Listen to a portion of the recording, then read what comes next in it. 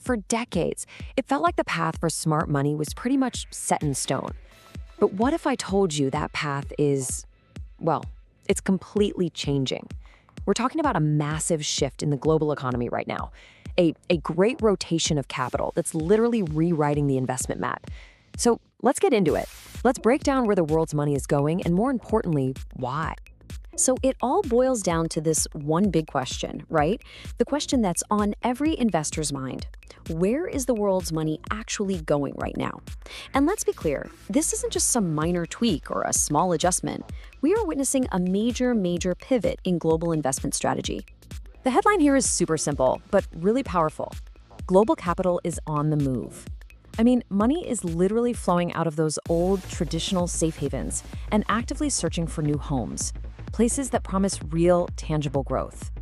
This isn't just market noise, folks. It's a clear signal of a huge reallocation. And this is what we're calling the Great Capital Rotation. It really is a fundamental shift in how the big players, the global asset managers, are thinking about everything: risk, return, and really the whole future of the world's economy. And when you look at the strategy, you can see just how dramatic this change in mindset is. I mean, yesterday's playbook, it was all about defense, playing it safe and established markets, prioritizing stability above all else. But today, that strategy has completely flipped on its head. Now, the focus is all about aligning with growth, chasing yield that's actually backed by real, productive assets. It's a really powerful move from being cautious to being confident. So you might be wondering, what kicked this whole thing off? What was the trigger?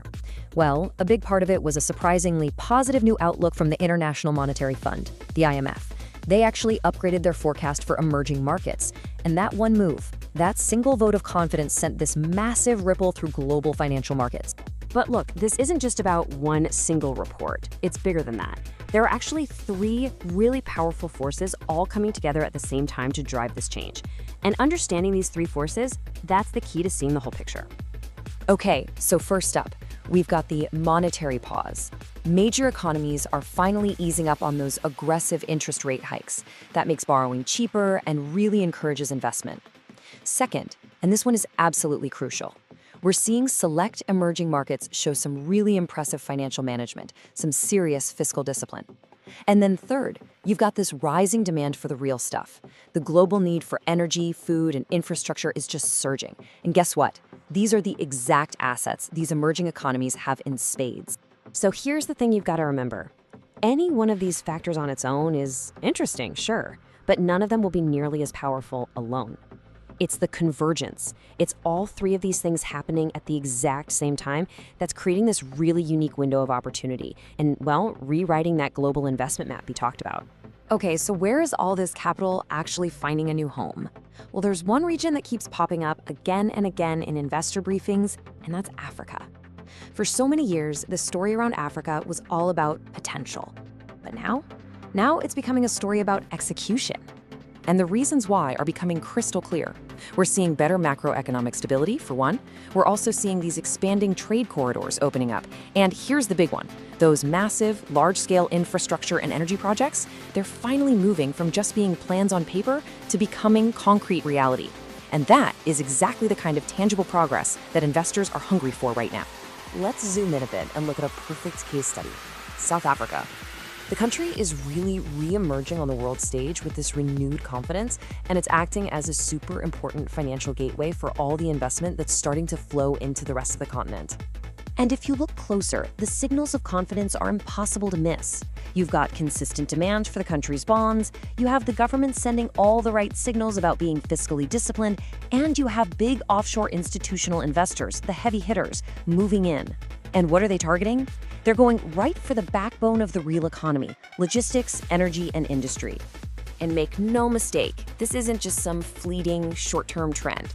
The pros, the global portfolio managers, are actually describing this as an early-stage reallocation cycle, one anchored in fundamentals, not speculation. Now, when you hear language like that, that tells you something. It points directly to a long-term structural shift. So let's pull all of this together. What does it all mean? Well, it seems pretty clear that we're entering a brand new investment era. And it's one with a whole new set of rules. And, very likely, a whole new set of winners.